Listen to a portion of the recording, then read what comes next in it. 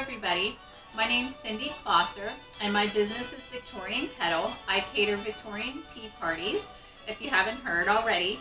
But I'm excited, this is my third YouTube video and I have a great program today. I'm going to show you how to make thumbprint cookies. And if you're from Pittsburgh, they're very popular here. A lot of people make them around Christmas time and weddings, and it's just a really popular cookie. And it's also a great cookie to serve at a tea party.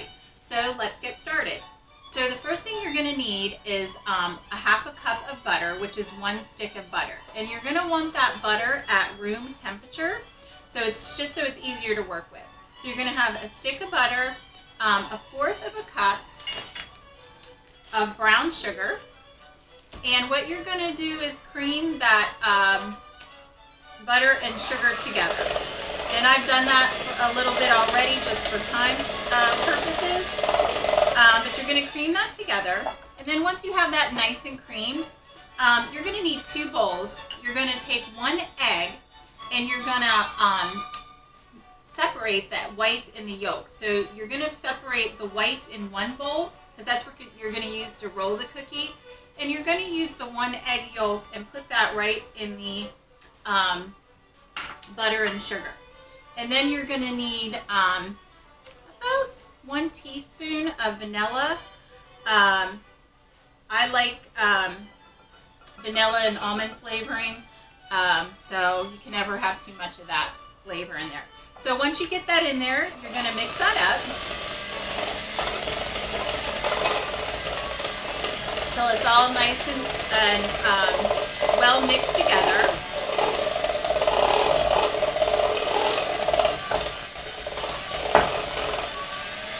Okay, that looks good. So this is what it's going to look like creamed together.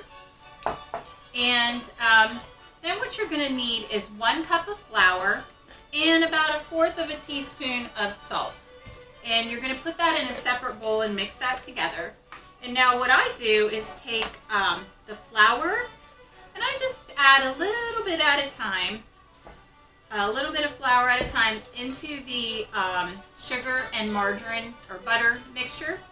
And you're just going to start mixing that up until it forms a nice dough that you can roll out the cookie. So I'm going to work on this right now.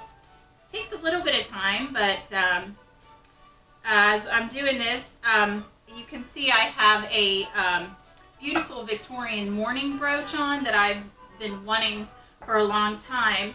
A wonderful lady on Etsy was selling it, Becky in Ohio, thank you. And also I wanted to mention the blouse that I have on is a great store on Etsy as well called Premier Victorian, and they make beautiful women's Victorian clothes, so thank you for the blouse as well.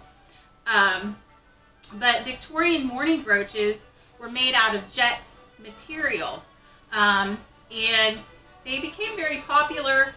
Of course, there was, a lot of deaths and things in the Victorian era, and women had to dress head to toe in black.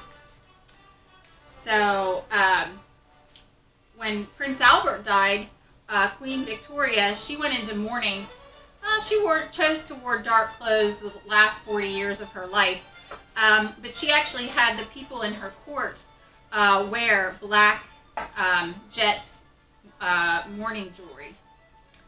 So just a little history about that as I'm getting this together. So I'm going to use my hands to kind of pull this together into a nice workable dough so we can start rolling out those cookies. Once I get this finished, I'll show you what it looks like. Sometimes you just got to get your hands dirty when you're baking. So don't be afraid to get your hands in there and work that around till you can get it in a nice ball. So, okay, it's starting to come around here.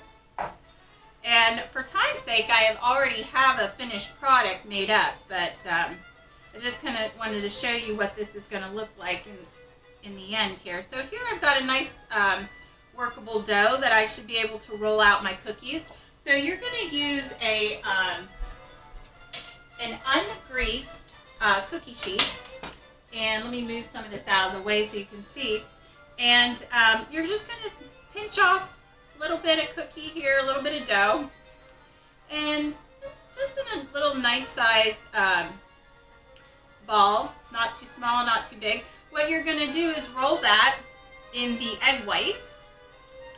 And then you're going to have, you're going to want a bowl of chopped, very finely chopped walnuts. And then you're going to roll that in the walnuts and then put it on your ungreased cookie sheet. And I'm going to show you the reason they're called thumbprints is you're just going to push your thumb right down in the middle and make that that thumbprint impression there, because when they come out after they're done cooking, you're going to fill them. So that's what they're going to look like. So just use your thumb and push that in there. Okay, so you're going to bake these at 300 degrees for about 10 minutes, depending on how your oven is. Could need a little more, a little less. And for time's sake, I already have some done that are baked. And I like to fill mine with jam. And I have some homemade strawberry jam here. I also have some wonderful jams that I've found from this company, Bellevue.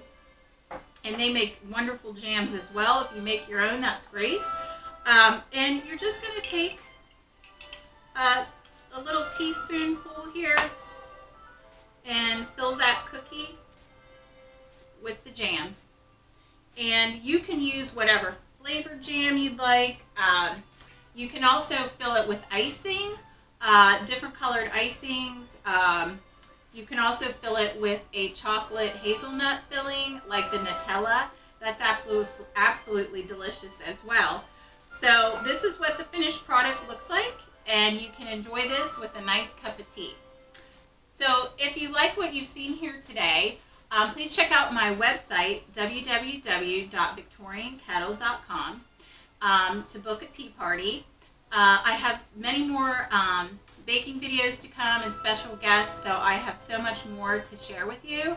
And I hope you enjoy my videos, and I hope you have a wonderful day. Thank you so much.